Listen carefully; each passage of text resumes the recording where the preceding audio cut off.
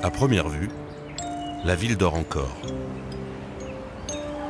Mais dans les sous-bois, dans les jardins, dans les canaux, la journée a commencé depuis longtemps.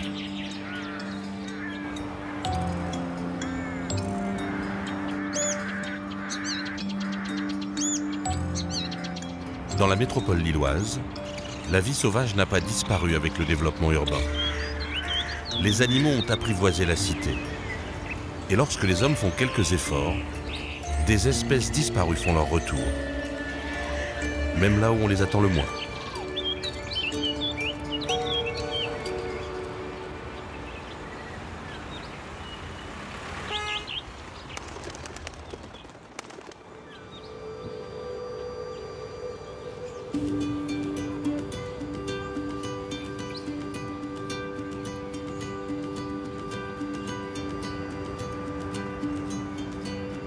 Près des grands boulevards qui ceinturent la ville de Lille, tout proche du centre de la ville, voici l'énorme cité administrative. Un immense immeuble des années 50 qui symbolise l'État surplombant la population. Un couple de rapaces qui recherche l'altitude a donc élu domicile sur le balcon d'un chef de service. Au pied de l'immeuble, des passionnés du groupe ornithologique et naturaliste du Nord sont venus pour les observer.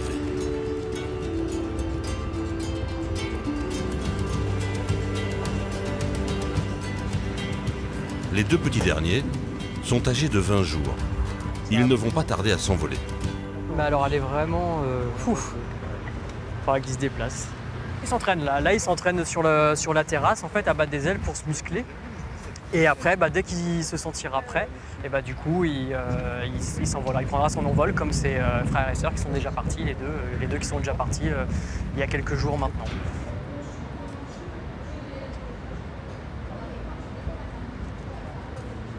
C'est le faucon adulte qui est posé sur l'antenne là-haut et qui est en direct avec le...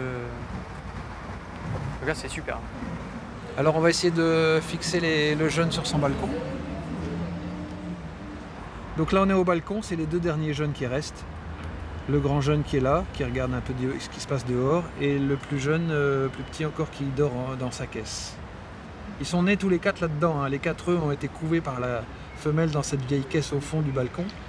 Et les tout petits poussins sont nés là-dedans, puis petit à petit ils se sont émancipés, ils sont sortis de la caisse pour courir sur le balcon et se nourrir.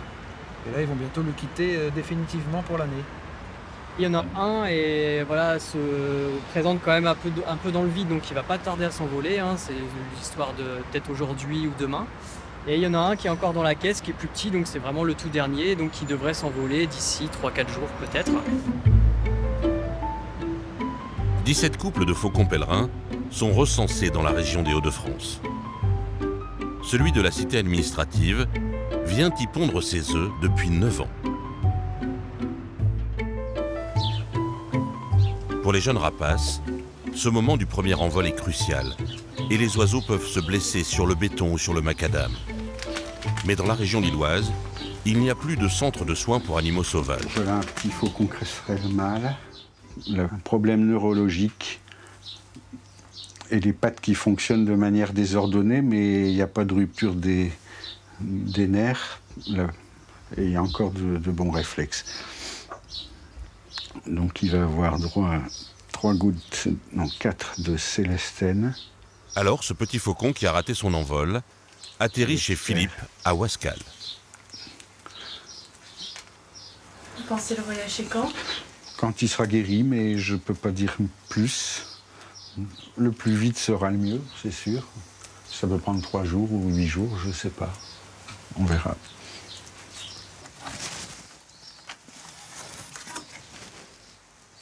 Et voilà la petite chouette chevêche.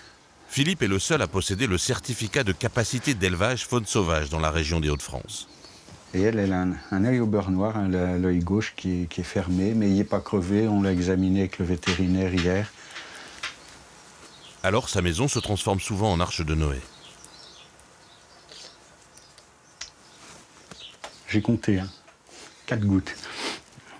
Cette chouette a percuté une voiture en pleine nuit dans la région de Lille. Le conducteur a tout de suite prévenu Philippe. 10 oiseaux sont ainsi hébergés chez lui en attendant leur guérison. Voilà. Bon, là déjà, ces deux-là, c'est des médicaments 2 fois par jour.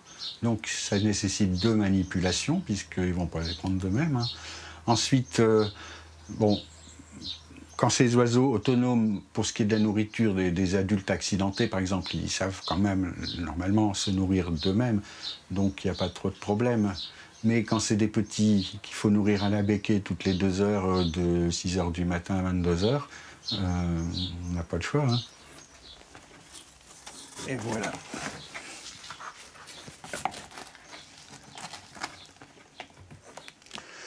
Donc tous les oiseaux en soins intensifs, je les ai toujours à portée de la main de toute façon. Hein. Je ne peux pas les mettre dans des grandes volières, il faut les manipuler 2 fois par jour. Donc tant que le traitement, mais c'est un traitement de 3 jours. Dans 3 jours, ça va, je serai au moins soulagé de ça, sauf si on m'en amène des nouveaux.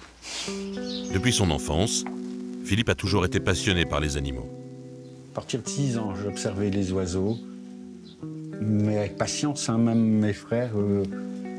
Allez, ils préféraient jouer à autre chose. Et puis, moi, je disais non, j'avais vu, mettons, un petit lézard dans un mur et que j'attendais que le lézard sorte patiemment, 1 heure. Et pareil pour les oiseaux. Donc, j'étais un solitaire, un enfant sauvage. Je faisais des dessins et je me souviens qu'en revenant, il devait être 21 h, c'était au mois de juin, ma mère était affolée en voiture, elle faisait le tour dans la campagne en se demandant où j'étais passé. Et puis, elle m'a retrouvé, et là, je me suis fait prendre un savon. En me disant, ouais, c'est pas avec les petits oiseaux que tu vas gagner ta vie. Lui, on n'en fera rien de bon. Il passe son temps, ou il perd son temps, à observer les petits oiseaux dans la forêt et à faire des dessins. Donc, ça remonte à loin. Bon, et ben voilà, un petit croquis. Son métier, illustrateur. Du monde entier, on lui commande des représentations de la faune et de la flore. Là, c'est l'engoulevent que j'ai observé et entendu il n'y a pas longtemps. D'ailleurs, c'est un oiseau assez rare, mais on le trouve dans le Nord également. Et dès qu'il se pose dans les feuilles mortes en sous-bois, il disparaît tellement il a un plumage mimétique et c'est ça que j'aime bien peindre.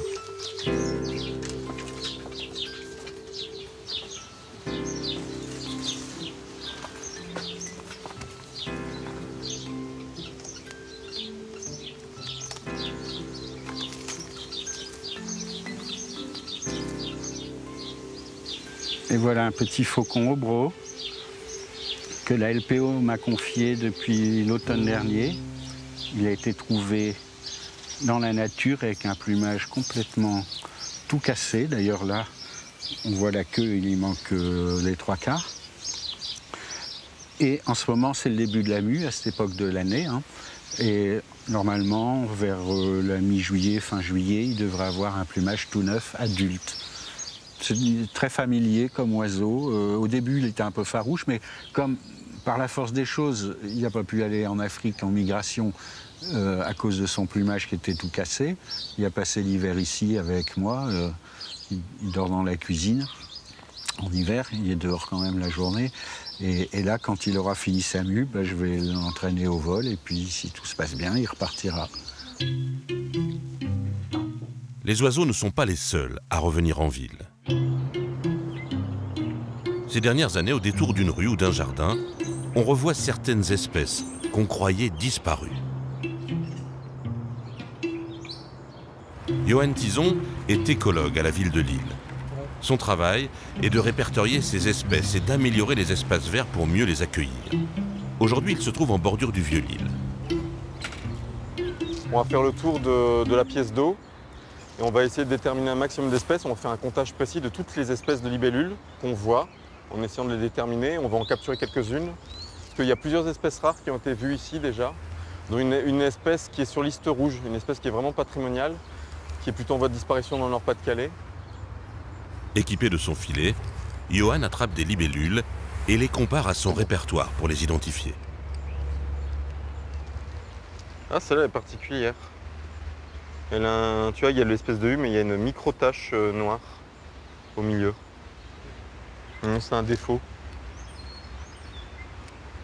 Alors là, on est dans les petites demoiselles, là on est dans la famille des conagrillons. du premier saignement. Là, tu vois, là, ça fait une espèce comme une molaire, comme un U renversé. Donc, tu vois, sur le coup, j'ai hésité avec ornatum parce qu'on voit une petite pointe comme ça. Là, tu as Puella.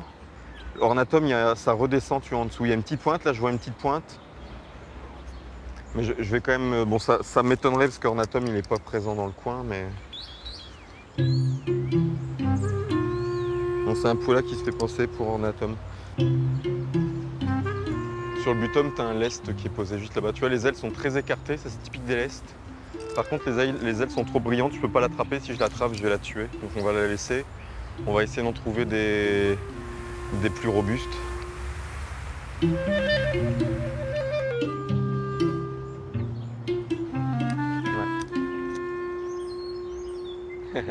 Parti. Ouais, là on voit les libellules en train de pondre, voilà, là-bas. Il y a le mâle qui est dressé dessus. C'est assez joli à voir.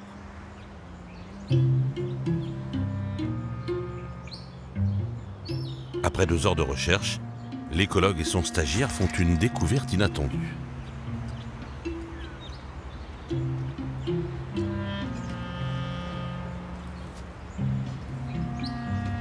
C'est chouette, ça fait toujours plaisir de la voir celle-là. Donc tu vois la petite nymphe au corps de feu, tu la reconnais par rapport à Ténélum qui est chez toi en Basse-Normandie, qui a existé un moment à Lille mais bon, qui a disparu depuis. Donc la petite nymphe à corps de feu, elle avait disparu de l'île, là maintenant on en revoit de ci, de là. Et donc on la reconnaît très facilement parce qu'elle est toute rouge, mais les pattes sont noires et non orangées et surtout elle a 3 taches noires au bout. Dans les carnets de Johan, on constate ainsi le retour de nombreux insectes. Mais il faut désormais comprendre pourquoi ils sont revenus. Avec le bouleversement climatique, on sait qu'à Lille, depuis un siècle, par le relevé des températures, on a gagné à peu près 2,5 degrés. Et forcément, ce réchauffement climatique global, au niveau local, ça peut se traduire dans les espèces présentes. Parce que ça peut faire disparaître certaines espèces qui étaient plutôt des espèces qui avaient plutôt besoin de conditions assez froides. On verra si ces espèces-là régressent. En tout cas, une chose est sûre, c'est que les espèces qui sont vraiment plutôt du sud, elles remontent. À Lille, une association étudie inlassablement ces changements de population. Le groupement ornithologique du Nord ne s'occupe pas que des oiseaux. Aujourd'hui, Théalie Delem et son équipe répertorient des araignées. Nous voilà au Bois Blanc, c'est un petit endroit où il y a un peu de nature à Lille. Et donc on va regarder ce qu'on a. Les araignées, il faut savoir que c'est des petites bêtes très utiles. Parce qu'en en fait, c'est un insecticide naturel, elle mange plein d'insectes. On va essayer de savoir ce que c'est. Et en fait, ça permettra de mieux savoir quelles espèces d'araignées on a à Lille. Environ 500 espèces d'araignées sont recensées dans les Hauts-de-France. Une fois par mois, les bénévoles se donnent rendez-vous pour compléter leur répertoire.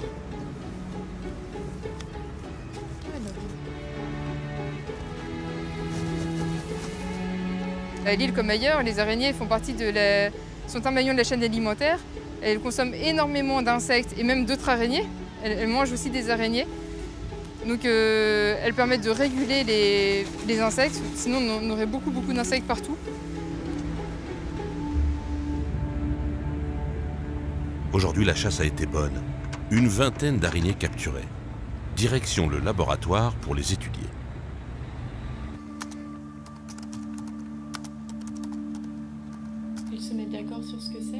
Les espèces d'araignées sont tellement nombreuses qu'il est parfois bien difficile de classer les résultats de la chasse.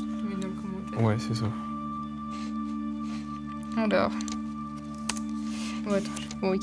Donc là, femelle ou mâle. Donc on a un épigyne, c'est une femelle. Donc il faut aller au numéro 4. Alors, est-ce qu'elle a seulement 6 yeux? Non. Enfin, je regarde, mais...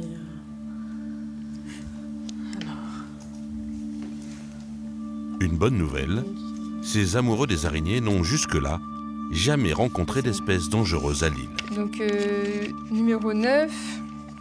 Je me suis lancé.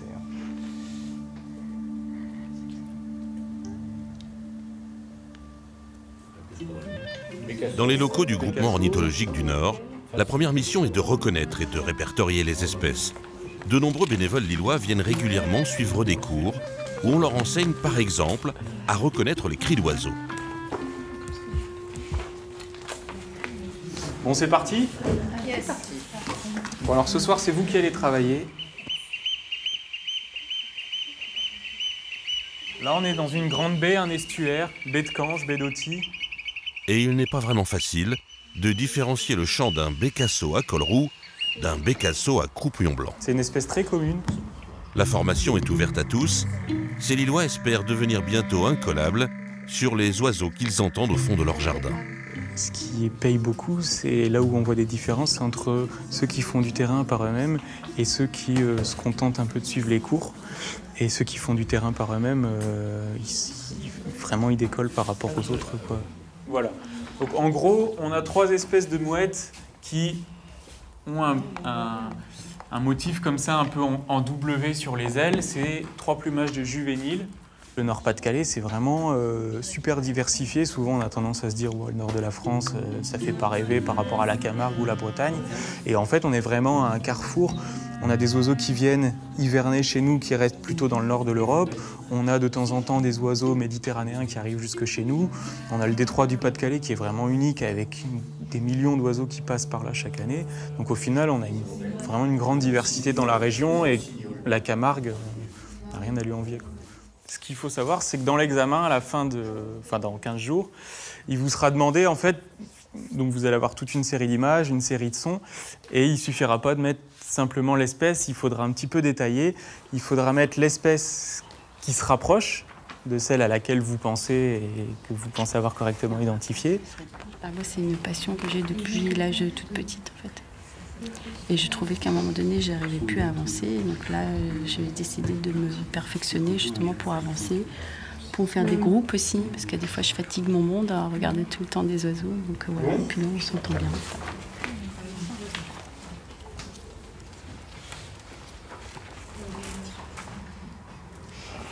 Je travaillais dans des établissements sociaux où on avait à chaque fois un parc, c'est important, on avait pas mal d'oiseaux, on avait créé des clubs nature.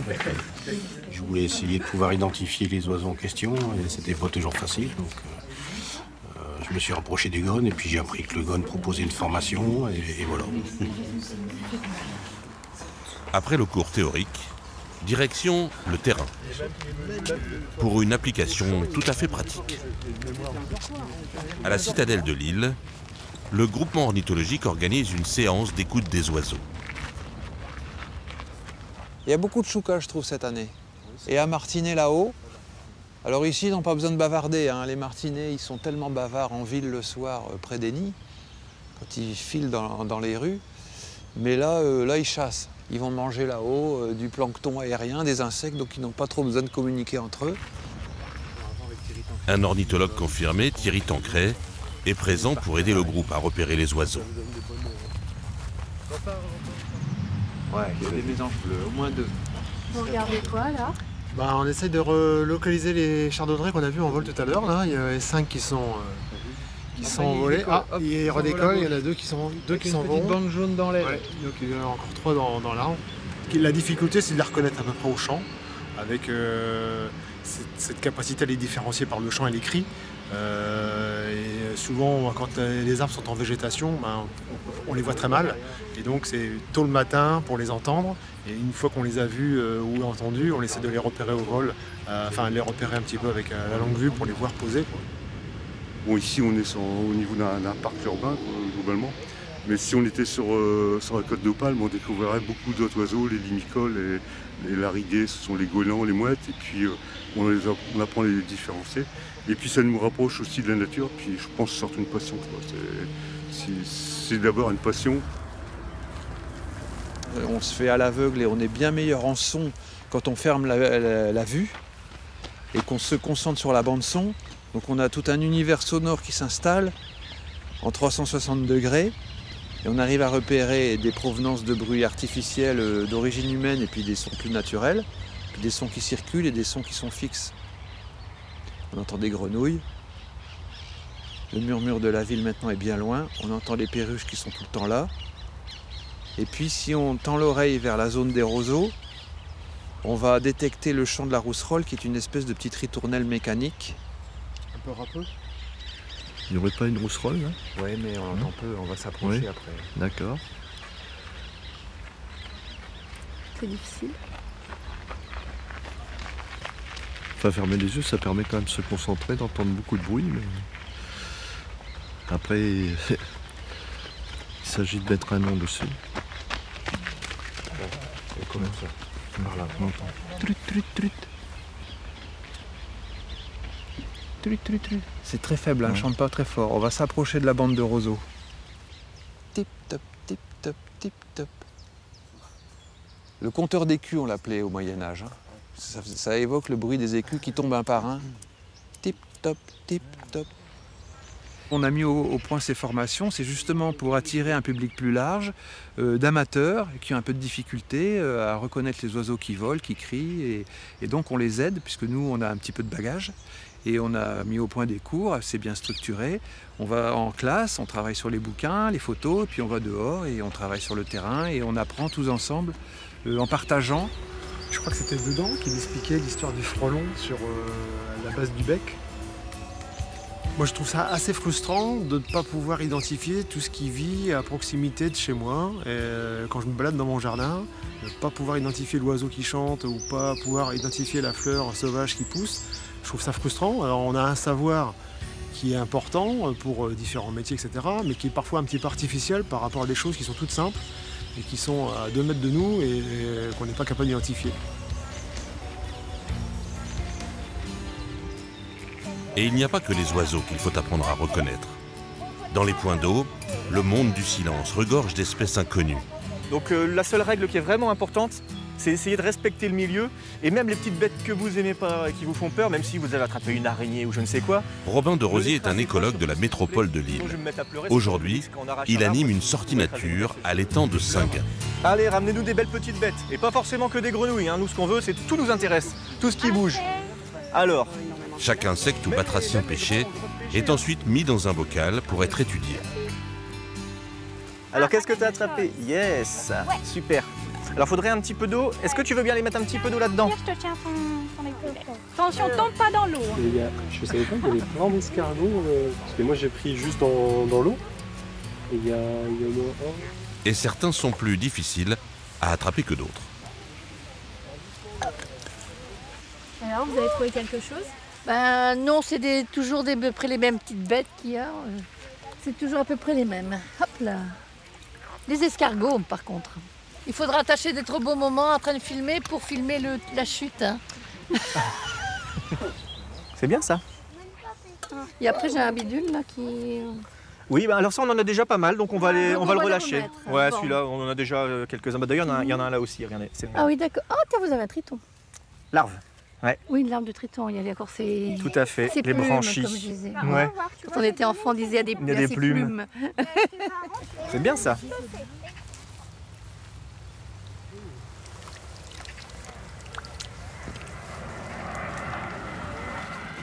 Hop. Voilà celui que je voulais attraper. Celui qui nous manquait, on l'a, ça y est. Marie? Marie, est-ce que tu as encore une boîte? Belle pêche, hein? Ah oui, moi j'ai des trucs verts. Je pense qu'on va pouvoir se rassembler, on va commencer à regarder parce que là vous avez bien attrapé. Alors vous allez déterminer cette petite bête là. Je vais les distribuer. Alors c'est pas ça, mais alors il y a un truc que je sais pas si c'est là où ça a bloqué, mais regardez comment il se positionne quand on arrête de bouger. Regardez la façon dont il se met. Il se met à l'envers. Voilà. Ça c'est un truc qui est assez typique dans cette clé de détermination. Vous allez voir à un moment donné. Il y a une seule bête qui a vraiment cette particularité, enfin il y en a deux, mais celle-ci est vraiment très connue pour ça. Elle nage à l'envers. Mais je connais ce coin-ci depuis que je suis au berceau. Parce que mes parents allaient régulièrement chez le garde champêtre à Perron-en-Mélantois. Donc tous les bois de la mare, je les connais depuis que je suis comme ça. Hein, donc, mais cette mare-là, bon, elle doit être récente. Pas la mare, mais les temps de pêche. Et je connais ça un peu. Mais ce que je trouve d'un petit peu dommage, c'est que la nature retrouve toujours ses droits dans des endroits qui sont difficiles à vivre.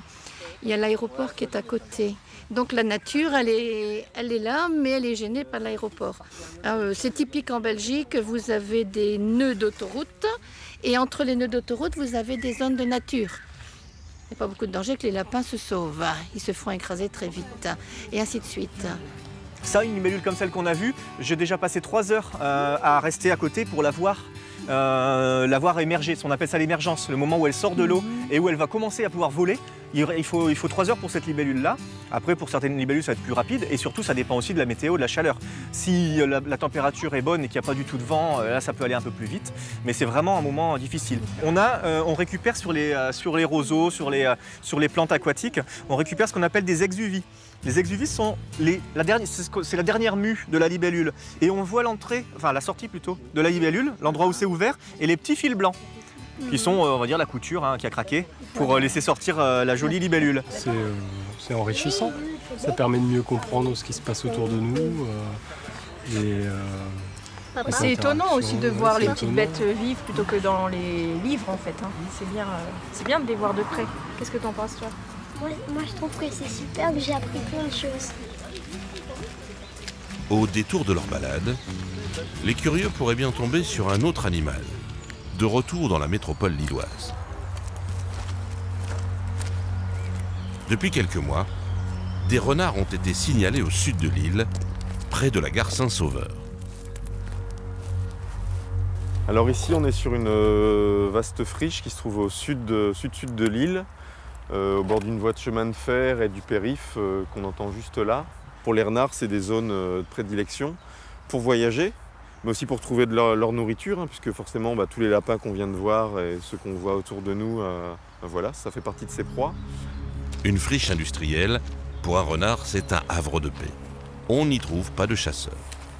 Le renard en ville, c'est un prédateur qui a tout à fait sa place dans tous les écosystèmes qu'on a ici, y compris en zone urbaine. C'est une bonne nouvelle d'un point de vue écologique, parce que c'est un animal qui est un régulateur d'animaux malades, les lapins qui ont la myxomatose. C'est un régulateur de rongeurs. De là, ça a même un impact sur la santé humaine, parce qu'en consommant les jeunes rats ou en consommant mulots et campagnols, ça diminue le nombre de tiques porteurs d'une maladie qui s'appelle la maladie de Lyme. Là ici, vous voyez, c'est typiquement le genre d'endroit que le renard utilise pour rentrer dans la ville. Il se faufile à travers les barbelés. Là, l'écartement de la clôture est largement assez haute, et puis voilà. Aujourd'hui, quelques individus seulement ont été observés.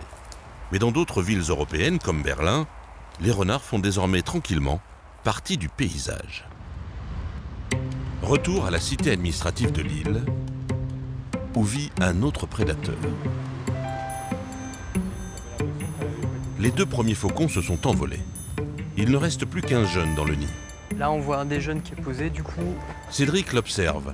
Il ne devrait plus tarder à s'envoler. Et on voit l'autre à travers la vitre, donc les 2 sont bien ici. La bonne santé est cruciale. Les 2 sont bien là, super. Les faucons ont failli disparaître du ciel lillois.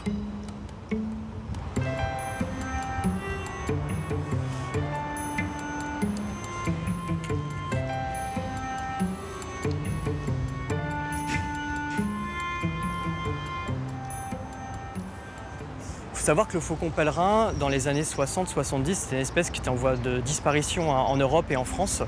Et donc même dans le Nord-Pas-de-Calais, on n'en voyait plus, d'après ce qu'on peut lire dans la bibliographie, on n'en voyait quasiment plus. Et cette espèce-là a vraiment failli disparaître. Il a fallu l'action de l'homme et la protection des aires de nidification naturelles pour pouvoir faire remonter un peu les populations au fur et à mesure grâce à une surveillance stricte. Les faucons ont réussi à s'adapter à la vie urbaine et ils nichent aujourd'hui en plein cœur de la métropole. Mais à l'heure de l'envol, il est possible que le jeune atterrisse au pied des immeubles et ne parvienne plus à s'envoler. Du coup, l'envol, c'est quand même le moment vraiment le plus critique pour les jeunes, surtout dans un milieu urbain comme celui-là, puisque s'ils se retrouvent au sol, là, les adultes vont plus s'en occuper et ils vont plus pouvoir remonter puisqu'il y a trop d'infrastructures, des arbres, etc., qui vont l'empêcher de pouvoir reprendre de l'altitude et de remonter sur un bâtiment là où il sera protégé. C'est ce qui s'est passé dans ce bâtiment ancien du Vieux-Lille, où un couple de faucons cresserelles a établi son nid. Je viens pour les petits. Voilà, oui. Donc là on l'a mis dans une caisse. Oui, d'accord. On a essayé de lui donner un peu d'eau pour dire de l'hydrater un petit peu et il est là. Bon, il y a peut-être une fracture. On va voir. On n'a pas osé trop le toucher. Le dernier de la nichée a voulu s'envoler un peu trop tôt et il est tombé dans la cour du bâtiment. Une employée l'a récupéré.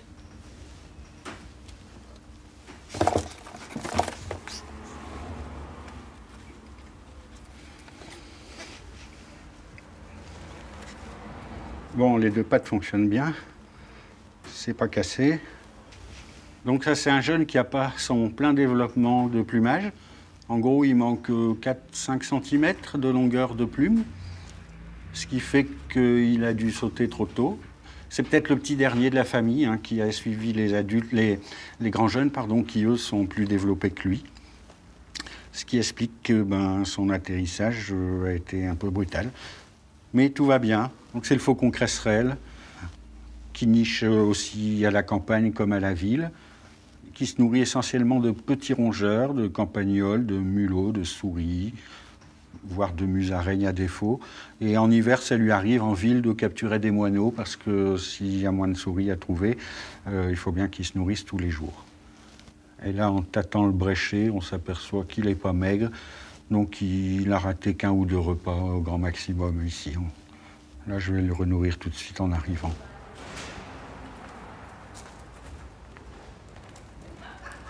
Là, j'en vois 1, 2. 3. D'accord. Là, regarde, l'adulte qui arrive, la femelle. Et eux, ils réclament. Là, j'ai l'impression qu'elle est en train de préparer sa proie, de l'éplucher. Et après, elle va distribuer de part et d'autre. Alors, ce que je vais faire, c'est que je vais le prendre, je vais l'emmener. Oui. Dans quelques jours, il sera volant et je reviendrai et je l'enverrai en l'air. D'accord. C'est la meilleure solution, je pense. Hein. Parce qu'à mon avis, là-haut, ça doit être des jeunes aussi. Oui, c'est sûr. Hein. On les voit bien. Il y en a un sur la petite fenêtre et un sur la petite corniche, là. Et l'emplacement du nid, c'est là, d'ailleurs. Oui. Il est tombé dans les broussailles. Oui. Et on l'a retrouvé jusque dans nos coursives. Ah oui, d'accord. Donc, je vais l'emmener quelques jours et revenir, le relâcher. À la fin de la... On est quel jour? Bon, courant semaine prochaine, par exemple. Hein. Sachant que la famille sera toujours ici, donc il n'y a pas de problème. Et les oiseaux ne savent pas compter, donc s'il manque un jeune pendant quelques jours, c'est à peine si les parents s'en aperçoivent. Et quand on le remet, c'est comme si de rien n'était, que le courant de la vie familiale reprend son cours. Sachant que les oiseaux n'ont pas d'odorat. Souvent on dit, ouais, on a touché, c'est trop tard, il y a l'odeur humaine. Non, c'est valable pour les faons, pour les jeunes lièvres, enfin tout ce qui est mammifère doté d'un bon odorat, mais les oiseaux, non. Il n'y a pas de problème. Le petit faucon va donc passer quelques jours chez Philippe pour se préparer pour le grand saut.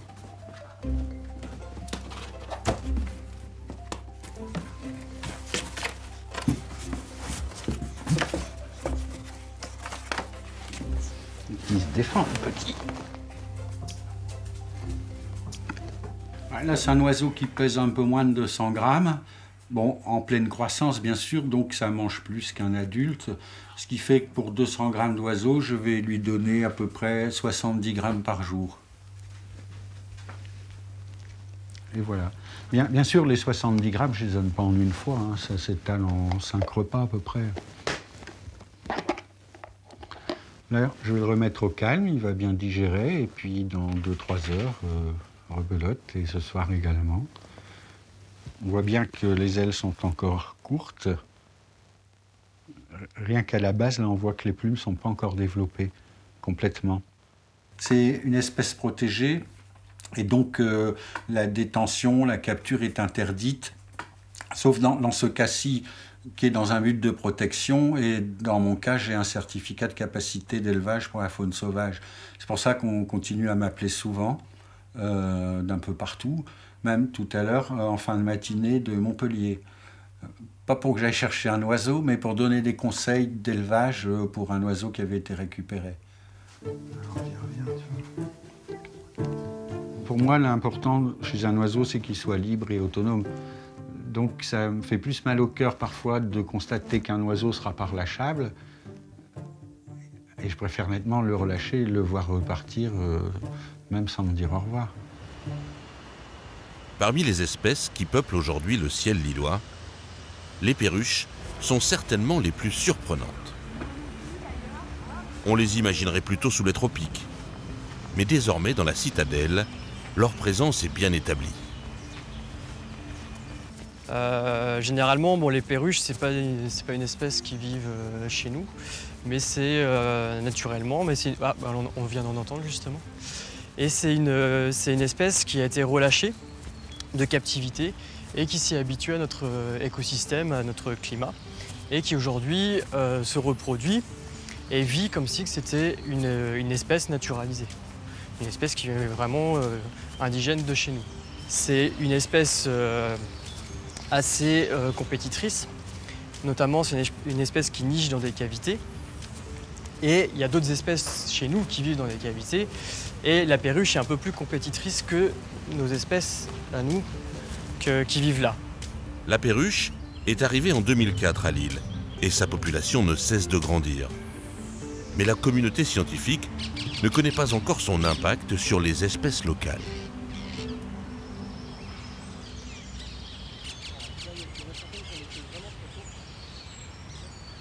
Mais à côté de ça, il n'y a jamais eu une étude qui a été faite sur est-ce que la population de pics ici a diminué ou pas, est-ce qu'elle diminue à cause des perruches, il n'y a jamais eu d'études réellement faites pour dire que la perruche elle a vraiment un impact sur son environnement.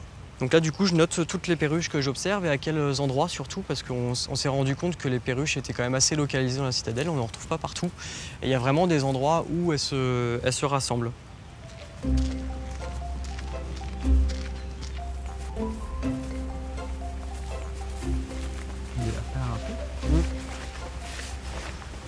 Sur cet arbre-là, donc c'est un érable, on voit qu'il y a un trou très bien formé.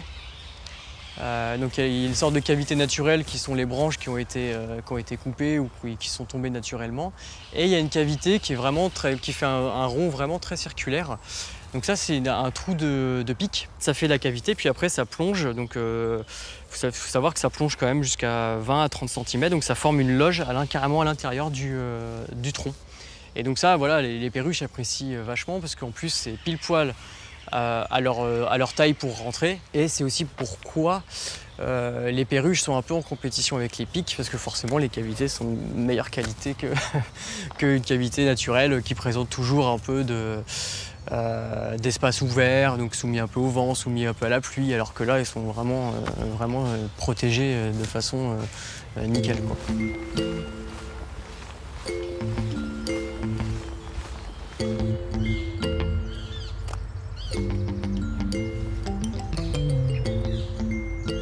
Cette espèce qui est au-dessus de nous, là, c'est un pigeon colombin. Donc c'est l'une des espèces c'est une des espèces de pigeons qui niche en cavité également, qui peut également être impactée par la présence de la perruche, même si c'est une espèce un peu plus grosse, qui a besoin vraiment, elle, pour le coup, de plus grosses cavités que la perruche. Mais elle peut rentrer en compétition avec. Donc ici, on a une plume du ventre, et ici, c'est probablement une rémige, donc une rémige peut-être secondaire, voire primaire. En fait, c'est les plumes qui sont sur les ailes. Voilà. Après, on voit bien en termes de nutrition qu'elle s'attaque aux pommes. Donc là, on voit bien. Hop, là aussi. Voilà, donc là, elles sont attaquées aux pommes. Comme je disais, un peu la problématique et essayer de comprendre de cette espèce-là, de quoi elle se nourrit, pour essayer après de protéger au mieux les vergers. Si jamais on voit que les propriétaires et les récoltants se plaignent de la présence des perruches, au moins on va pouvoir essayer d'anticiper ça. Je suis partie prenante, un peu comme le faucon en ville, d'en apprendre le plus possible sur cette espèce-là avant d'agir. Et voilà, ça nécessite vraiment du temps. Donc c'est pour ça qu'on mène aujourd'hui cette étude-là. Elle va se poursuivre pendant plusieurs années. Et c'est comme ça aussi qu'on en apprend un peu plus sur l'espèce, parce que c'est une espèce qu'on ne rencontre pas du coup dans la région. Et c'est une espèce sociale, c'est une espèce qui vit en famille. Ce genre de comportement-là, on ne l'a pas toujours chez nos espèces, à nous aussi entre guillemets. Donc on profite aussi de l'ouverture par la perruche pour pouvoir parler des autres espèces qui sont présentes dans le parc, parce que malgré tout le parc de la Citadelle c'est un endroit dans l'île, il faut savoir qu'on est vraiment dans un endroit très urbain où on retrouve quand même un cortège d'espèces qui est vraiment intéressante, quoi, et qui n'est pas commun dans toutes les grandes villes. À la nuit tombée, les éco-gardes de la métropole lilloise sortent un drôle d'attirail dans les espaces verts de Villeneuve d'Ascq. Voilà. Donc aujourd'hui, le circuit qu'on fait aujourd'hui, c'est celui-là, au lac du Héron. Il y a 10 points. 10 points autour dans tout Villeneuve d'Ascq. Sur les différents... Il y a des points dans tous les milieux, donc il y a des points en pleine ville, des points dans les forêts, des points au bord du lac. Alors le suivi va permettre de savoir la quantité de chauves-souris qu'on a, de savoir le nombre d'espèces, les espèces différentes qu'on a, et surtout d'une année sur l'autre, à voir si ça évolue dans un sens ou dans l'autre. Donc savoir s'il y en a de plus en plus ou s'il y en a de moins en moins, pour faire simple. Et c'est le Muséum d'histoire naturelle de Paris qui va donc après créer des atlas, faire des statistiques avec les courbes pour voir si ça augmente ou si ça diminue. Mais ça se fait sur du long terme. Ah, écoutez, il y en a une déjà là. Ça sert juste à détecter les animaux, mais c'est plutôt avec le matériel qu'on a sur le toit de la voiture là qu'on va pouvoir dire précisément ce que c'est. Parce que entre la pipistrelle de Nassius et la pipistrelle commune, le son est quasi identique. Mais par contre, le graphique n'est pas du tout pareil. Donc c'est le graphique qui est intéressant. Ah, elle revient. Ça va sûrement se déclencher. Ouais, là ça se déclenche. Voilà. Quand la lampe verte s'affole comme ça, c'est que les chauves-souris s'approchent. Ce boîtier permet de capter les ultrasons des chauves-souris, inaudibles pour l'oreille humaine. Hop. On va aller où comme ça? C'était à 45, mais quand tu étais à 45, c'était pas net. Les sons, ils n'étaient pas vraiment nets, donc c'était pas précisément 45.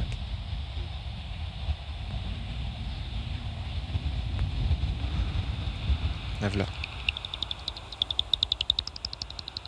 Voilà, c'est pas une pipistrelle.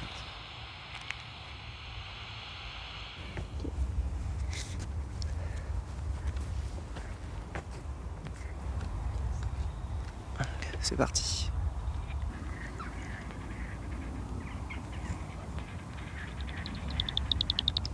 Depuis plusieurs années, la population des chauves-souris augmente et c'est un très bon indice de l'amélioration de l'environnement lillois.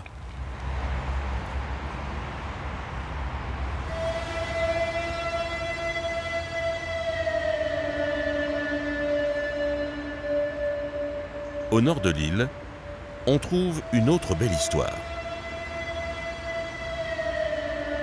L'histoire de la Deûle débute pourtant comme un véritable cauchemar. La rivière canalisée qui traverse la métropole a longtemps été connue des scientifiques comme l'un des cours d'eau les plus pollués du monde. Florent Lamiot s'est installé à proximité pour l'observer quotidiennement.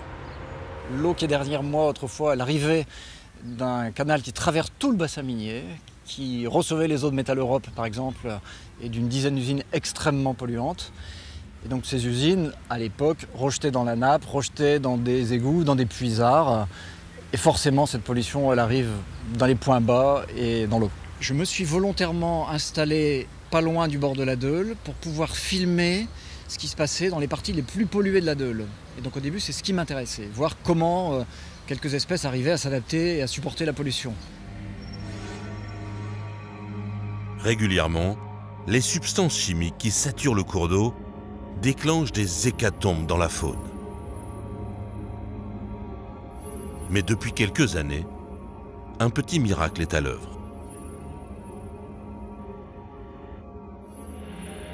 Là, il y a un petit miracle qui s'est produit, qu'on peut expliquer assez simplement. Alors ça ne concerne pas toute la Deûle. Il y a un flux de au moins 1,5 million de mètres cubes par an d'eau. Je ne dirais pas d'eau propre, puisque c'est de l'eau qui est pompée en dessous de nos pieds sous l'île. Mais la ville de Lille n'utilise plus de pesticides. Il n'y a pas d'agriculture dans l'île et donc il n'y a pas de nitrates. Il reste un peu de phosphate qui viennent des égouts, mais à des doses finalement moindres que parfois des cours d'eau qui sont dans un parc naturel régional. Pour illustrer ce phénomène, Florent Lamiot a réalisé un film qui retrace l'évolution de la faune et de la flore dans la rivière depuis 10 ans. Des espèces disparues pour certaines depuis un siècle sont finalement de retour. Bon là, c'est notre jour de chance. Alors, ici c'est un endroit où il n'y avait rien il y a 5-6 ans quasiment. On a des herbiers, on ne les voit pas mais ils sont là sous l'eau, qui sont en train de se reconstituer. Et depuis 3 ans, on a une plante qui est un Ceratophyllum qui constitue ces herbiers. Donc ça fait des énormes masses végétales qui oxygènent l'eau et qui forment des abris pour les poissons. On a une deuxième plante qui apparaît de plus en plus, qui est un myriophylle, une petite plante qui est très très bonne pour oxygéner l'eau aussi. On sait que dans un écosystème, plus il y a d'espèces, plus il va être stable et plus il va être résilient. C'est-à-dire s'il y a une pollution ou quelque chose qui l'agresse, il va se restaurer de manière plus efficace. Pour parvenir à l'équilibre, l'écosystème avait simplement besoin d'un petit coup de pouce de l'homme. Les coups de pouce, c'est le boulot des écologues à Lille. Depuis 2005, Johan Tison aide la citadelle à retrouver une vie sauvage. Aujourd'hui, avec une équipe d'apprentis, il se lance dans une opération de sauvetage. On est sur le parc de la citadelle. On est avec l'association L'école de la deuxième chance, avec des jeunes qui sont là pour augmenter leur expérience professionnelle dans la recherche de cadres d'emploi. Donc là, c'est un chantier de restauration de la nature. C'est mon boulot. Moi, je suis responsable de la restauration du patrimoine naturel de la ville de Lille. Au programme, remplissage de mares et création de digues pour sauver les brochets. Le groupe ne connaît pas encore l'étendue du chantier.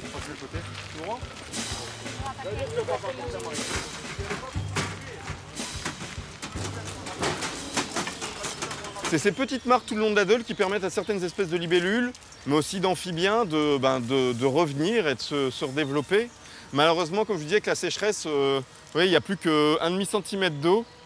Donc les jeunes libellules qui ont été pondues il n'y a pas longtemps, là, encore 3 jours et tout est mort.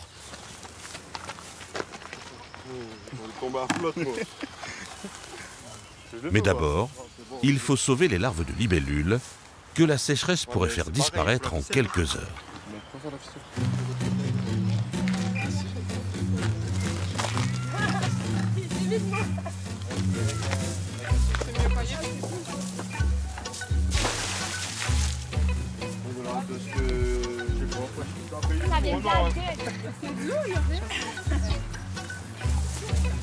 Et toi, tu savais que ces espèces, elles étaient menacées? Je savais pas du tout. Je savais pas du tout. Après, c'est pas ce qu'on apprend dans le quotidien, nous aussi. En quoi ça change? Que l'être humain fait pas mal de choses de négatives sur la nature. Déjà, les déchets et tout ça, dans les deules et tout ça, ça fait fuir les espèces, les poissons, les soucis. Ouais, c'est un geste écologique qu'on est en train de faire. Et apparemment, ce que je vois par rapport à l'équipe, tout le monde aime bien le faire.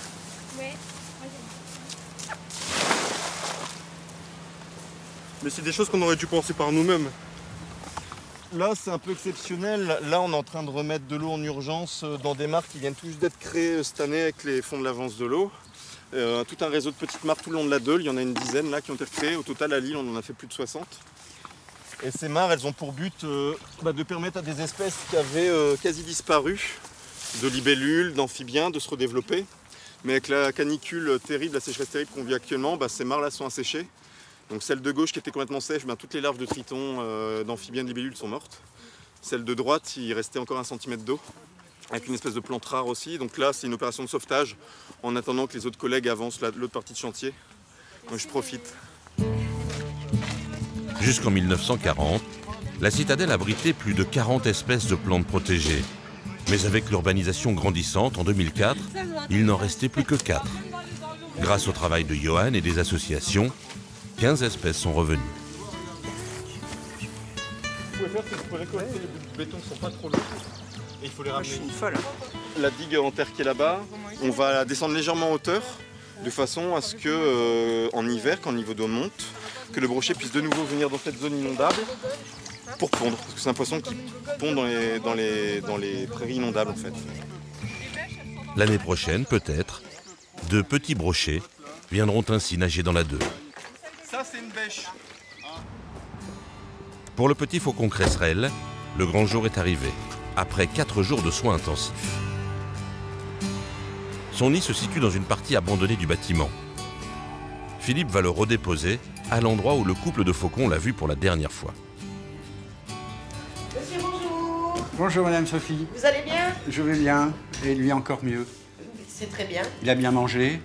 Alors j'ai réfléchi, ce matin je ne l'ai pas nourri exprès. Oui. Parce que là il a faim, et quand on le posera là-haut, il va réclamer tout de suite. Si je le pose avec le ventre plein, les parents ne vont pas s'en occuper s'ils ne répondent pas, enfin s'ils ne les appellent pas. Et là, ils voilà. sont là-haut, en fait, sur les toits. Ben, c'est parfait. Voilà. De toute façon, il va rapidement les suivre. Il y a juste quelques jours de décalage par rapport aux autres. Très bien, c'est magnifique. petit faucon cresserelle. Ah, mange pas ton épaule, ça sert à rien.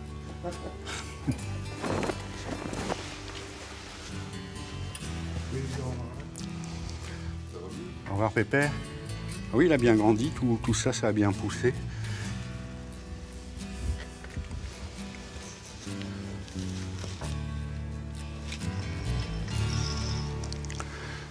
Bon, là, il ne doit pas trop nous voir avec le reflet, mais ce qu'il faut, c'est qu'il reste là jusqu'au retour d'un des adultes. Enfin, il peut aussi monter et se percher sur les tubulures, hein, comme ceux de la semaine dernière.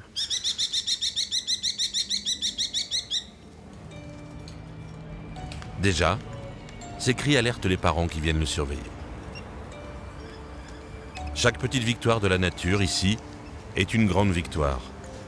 Bien sûr, ces progrès sont fragiles et les enjeux dépassent largement le territoire lillois. Mais au milieu de la ville, ce petit faucon cresserelle démontre que partout, la vie sauvage peut reprendre ses droits.